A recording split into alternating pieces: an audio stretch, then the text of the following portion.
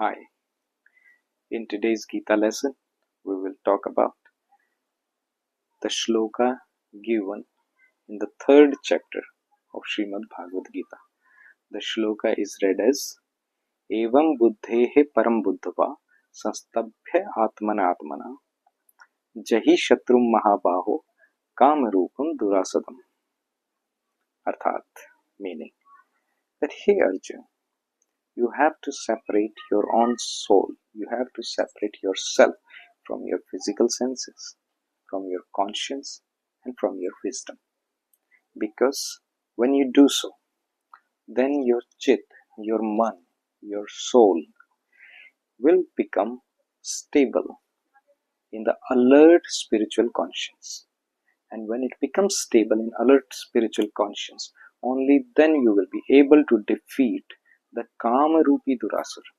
You will be able to defeat the devil, the demon inside, which is always asking for lust, which is always asking for satisfaction.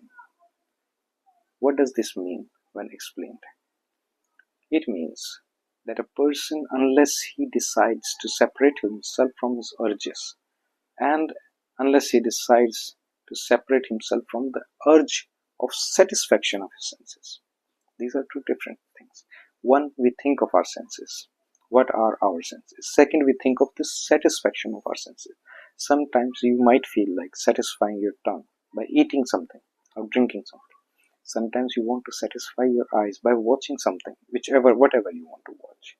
Sometimes you feel like satisfying some other senses by the meaning of lust or the companionship of somebody. So here we are talking about the separation of yourself from all these senses.